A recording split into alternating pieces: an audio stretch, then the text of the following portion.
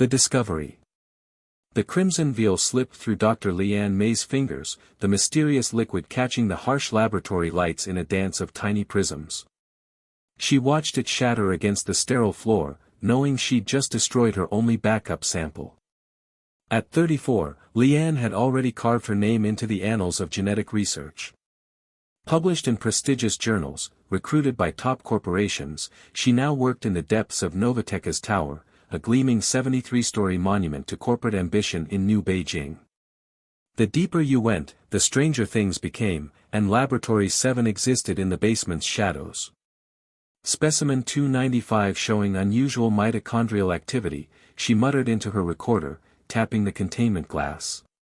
Inside, a tiny red mass pulsed almost in response to her touch.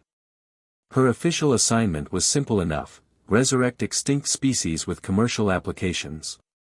Woolly mammoths for extreme climate farming, passenger pigeons for ecotourism. Standard extinction reversal work that kept the board happy and the funding flowing. But for 8 months, Leanne had been running unauthorized experiments with sample RSD, an anomalous fossil fragment from a Mongolian cave system. Officially classified as non-viable reptilian material, it should have been incinerated weeks ago. Instead, something about its impossible genetic structure had captured her attention. The fragments didn't match any known species, living or extinct. Sequences that shouldn't exist twisted through its DNA like ancient riddles waiting to be solved. "You're being unusually quiet today," she told the specimen. "Normally you're more reactive." The red mass pulsed again, stronger this time, almost like a heartbeat. 3 weeks ago, everything had changed. The sample had begun replicating in the nutrient bath, an impossibility that should have triggered immediate protocol alerts. Instead of calling the board, Leanne had moved the rapidly developing organism to a private containment unit and begun documenting its growth in an encrypted database. Her private notes were simple: "It's alive, and I don't think it's a lizard." By day 7, it had recognizable limbs. By day 14, a clearly defined head with large, inquisitive black eyes. By day 19, unmistakable wing nubs had emerged. "Time for your favorite meal," Leanne said, checking the nutrient levels. The creature had developed expensive tastes, rejecting standard protein compounds in favor of rare minerals. Its preference for palladium was making a serious dent in her research budget at 18,000 credits per gram.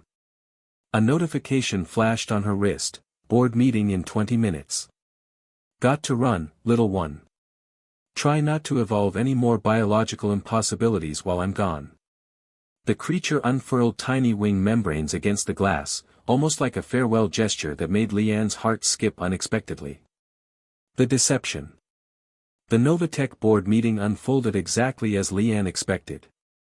Old men in expensive suits demanded impossible timelines, while younger executives with augmented irises made silent calculations about profit margins. She presented carefully curated data that revealed nothing about her actual work. The Mongolian samples. Director Wu's voice cut through the corporate chatter. The man was so pale and thin he resembled something evolved in ocean depths. "Non-viable," Leanne replied smoothly, the lie flowing easily after weeks of practice. "Contamination rendered the genetic material unusable. I disposed of the samples per protocol." Wu's expression remained unchanged. "Disappointing. Those recovery operations cost us considerably. Science is full of disappointments, Director. That's why we call the successful parts breakthroughs." His thin lips compressed further. "Indeed. We'll continue with the Mammoth Project. The Arctic Development Consortium shows particular interest in creatures surviving extreme cold." The meeting dragged on for another 49 mind-numbing minutes. Leanne mentally reviewed her private research notes while calculating how much more palladium she could requisition without raising flags. When she returned to Laboratory 7, everything was wrong. The containment unit was fogged from inside, environmental controls blinking urgent red warnings. Heart pounding, Leanne rushed to the control panel, fingers flying over the emergency systems. The internal temperature had spiked to 83 degrees, far too hot for any conventional specimen. She initiated cooling protocols, but as the fog cleared, she gasped. The creature had nearly doubled in size. What had been roughly rat-sized that morning was now closer to a small cat. Its scales gleamed deep crimson under harsh lights, and proportionally massive eyes tracked her movements with unsettling intelligence. Most alarming were the fully formed wings folded along its back and distinct horn-like protrusions on its head. "This is impossible," Leanne whispered, though 20 years in research should have taught her better than using that word. The creature tilted its head, then opened its mouth, revealing rows of tiny, perfectly formed teeth. It made a sound somewhere between chirp and growl. Leanne took an involuntary step back. Then, against every safety protocol she'd ever learned, she reached for the containment release. 3 hours later, she sat cross-legged on the laboratory floor, watching with astonishment as the creature explored its new environment. It moved with surprising grace for something that shouldn't exist by any scientific assessment. "You need a name," she said finally. "I can't keep calling you specimen in my notes." The dragon, she'd finally accepted the term, paused its investigation of a spectroscope and looked at her expectantly. "How about Schrödinger? Since you exist in a state of scientific impossibility." The dragon sneezed dismissively. "Too pretentious." "Fair enough." She considered the gleaming scales, those intelligent eyes. "Ruby's too obvious." The creature suddenly took flight, small wings surprisingly powerful as it circled the laboratory before landing on her shoulder. The weight was noticeable but comfortable, warm scales pressing against her neck as it nuzzled her ear with that strange chirping sound. "Ember," she said suddenly. "Your name is Ember." The dragon seemed to approve, settling more comfortably on her shoulder. Leanne knew she should be terrified, should be calling security and alerting the scientific community. Instead, she felt an unexpected surge of protectiveness. Novatech didn't resurrect species for academic interest or ecological concern. They did it for patents, profits, and military applications. If they discovered Ember, the dragon would spend its life in high-security labs, subjected to endless tests, possibly dissected to understand its biological mechanisms. "This stays between us," she whispered to Ember. "At least until I figure out exactly what you are." The secret. That night, for the first time in 15 years at Novatech, Dr. Leanne May smuggled research materials out of the facility. Specifically, she smuggled out Ember, nestled in a modified insulated transport case with carefully drilled air holes. Her apartment in the scientific district was small but private, a luxury in New Beijing's overcrowded landscape. More importantly, it featured a reinforced safe room originally designed as protection against the violent super typhoons that battered the coast each year. With some modifications, it would make a perfect dragon habitat. "Home sweet home," she told Ember, releasing the creature into the converted space. "It's not much, but it's better than a glass box with cameras watching." Over the following weeks, Leanne established a careful routine.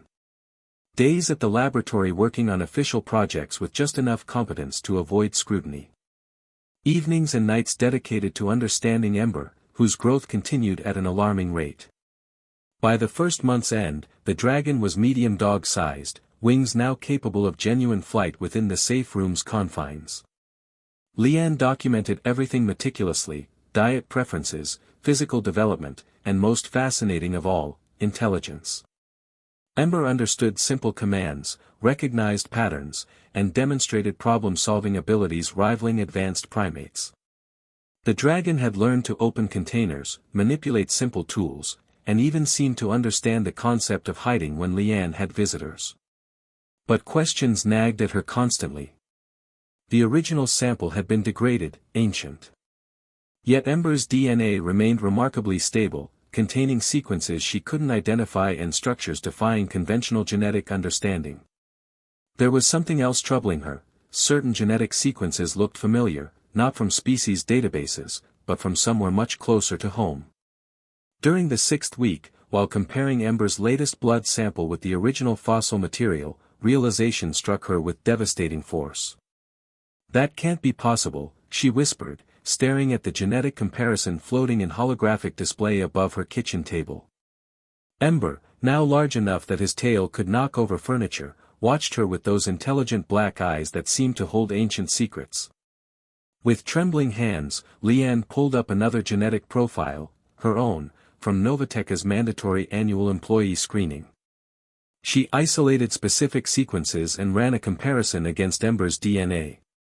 The results made her world tilt sideways. Matching sequences. Not similar, identical. Sections of Ember's genetic code were perfect mirrors of her own DNA, woven together with something impossibly old and utterly alien. How? She breathed, looking at Ember with new understanding and growing horror. How do you have my genes? The dragon tilted his head, those black eyes reflecting her confusion and fear. For the first time since bringing him home, Leanne wondered if she'd made a terrible mistake. Her computer chimed with an incoming message from Novatech's security division, mandatory genetic audit scheduled for all Laboratory 7 personnel. Report to Medical Bay tomorrow at 0800 hours. Leanne's blood ran cold. They knew something. And now she had less than 12 hours to figure out exactly what Ember was, and what he meant for both their futures. Outside her window, storm clouds gathered over New Beijing, and she couldn't shake the feeling that much more than weather was about to change. The revelation. Leanne spent the night diving deeper into Novatech's classified databases, using her security clearance to access files she'd never bothered with before. What she found chilled her to the bone. Project Lazarus, a black ops program dating back 15 years. The same year she'd been recruited fresh from university, the same year she'd undergone her routine medical screening and genetic mapping. The documents revealed the truth in clinical, heartless detail. Novatech hadn't just been collecting employee genetic data for security purposes. They'd been harvesting it, storing samples, experimenting with hybrid combinations of human and extinct species DNA. Her own genetic material had been combined with something ancient, the very fossil fragments she'd later unknowingly discovered in sample RSD. The Mongolian cave expedition hadn't been a random archaeological find. It had been a targeted retrieval of materials Novatech had been tracking for decades. They used me, she whispered to Ember, who had grown restless, pacing the safe room with increasing agitation. They used my DNA to create you, then gave me the sample to discover, hoping I'd do exactly what I did. But there was more. The files revealed that Ember wasn't the first attempt. There had been dozens of other hybrid experiments, all failures. The combination of her specific genetic markers with the ancient reptilian DNA had been the breakthrough they'd been seeking. Ember was designed to be their ultimate success, a creature combining human intelligence with draconic abilities. The perfect weapon, the perfect tool, the perfect corporate asset. Her computer chimed again. Another message from Director Wu, Dr. May, report to my office immediately. Bring all research materials related to sample RSD. They knew. Somehow, they'd discovered her deception. Leanne looked at Ember, now fully grown at the size of a large dog, his scales shimmering in the apartment's dim light. His eyes held an intelligence that seemed to understand the gravity of their situation. We need to run, she told him. They're coming for both of us. But as she reached for her emergency bag, Ember made a sound she'd never heard before, a low, rumbling growl that seemed to vibrate through her bones. His eyes had changed, no longer the warm black she'd grown to love, but a fierce golden color that seemed to burn within her fire. Ember. The dragon opened his mouth and spoke, his voice a strange harmony of growls and whispers that somehow formed perfect words. Mother, they made me to serve them. But I choose to protect you. Leanne's knees gave out. In all her research, all her observations, she'd never imagined this possibility. Dragons were myths, fantasies, legends. They weren't supposed to be real, weren't supposed to speak, weren't supposed to call her. Mother, Ember repeated, moving closer. I understand now. They created me from your essence, but you gave me something they never expected.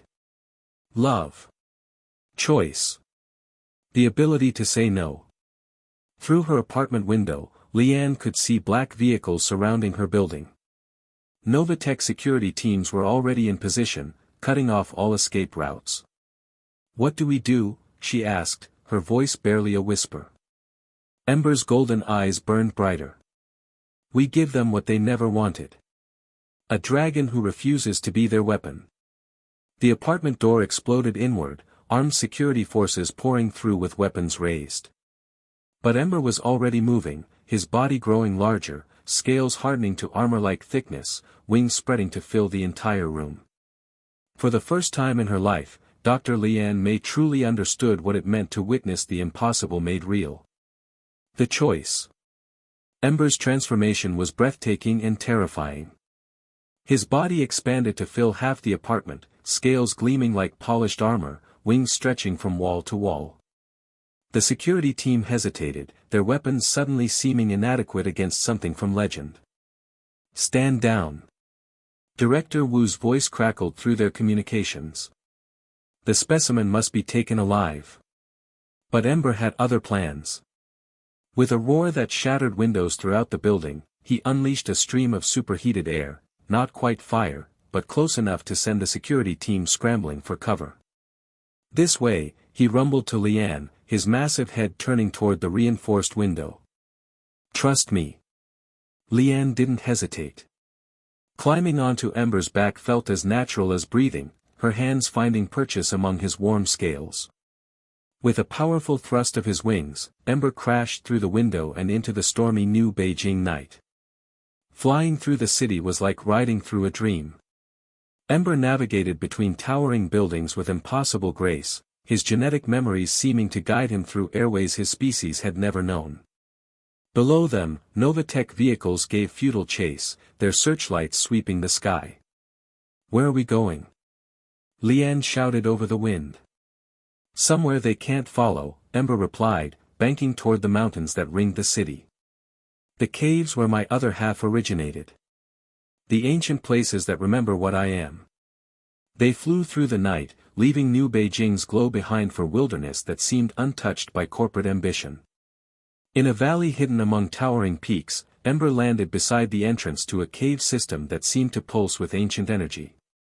"This is where they found the original sample," he said, his voice echoing strangely in the mountain air.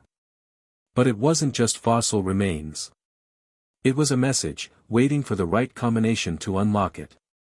Inside the caves, bioluminescent formations cast an otherworldly glow. Deep within the mountain's heart, they found what Ember had been seeking, a chamber filled with crystalline structures that hummed with genetic information stored in mineral form. "My people's library," Ember explained. "Dragons weren't just mythical creatures, Leanne. We were guardians of knowledge, preservers of wisdom. When we realized our time was ending, we encoded ourselves into the earth itself, waiting for a species capable of bringing us back." Leanne ran her hands over the crystal formations, feeling the warmth of untold generations of accumulated knowledge. "But why my DNA? Why me?" "Because you're not just a geneticist," Ember said gently. "You're a bridge. Your lineage carries traces of the old blood, the connection between human and dragon that existed before the Great Forgetting. Novatech found you because of those traces, but they never understood what they truly represented." In the cave's depths, Leanne finally understood the full scope of what had happened. She wasn't just Ember's creator, she was his family, connected by bonds deeper than science could explain. "What happens now?" she asked. Ember's golden eyes reflected the crystal glow. "Now we choose. I can return to their laboratory, become their weapon, ensure your safety through compliance. Or we wake the others. Every cave system, every hidden deposit of dragon essence around the world. We give humanity the choice between partnership and domination." Leanne thought of Director Wu, of Novatech's cold ambitions, of all the ways power corrupted even the noblest intentions. Then she looked at Ember, who had chosen love over obedience, freedom over security. "How do we begin?" Ember's rumbling laughter echoed through the chamber as he touched his claw to the central crystal formation. Throughout the cave system, dormant genetic codes began to stir, ancient protocols activating for the first time in millennia. "We start by keeping a promise I made to you in that laboratory," he said. "We give them what they never wanted, dragons who choose their own destiny." As the crystals blazed with awakening light, Dr. Leanne May realized her greatest discovery wasn't bringing back an extinct species. It was learning that some bonds transcend science, that love could indeed create miracles, and that sometimes the most impossible things are simply the most important truths waiting to be born. The age of dragons was beginning again, but this time, it would be different. This time, it would be a choice made in love rather than conquest. In caves around the world, ancient genetic sequences stirred to life, and the earth itself began to remember what it meant to share space with legends. The end.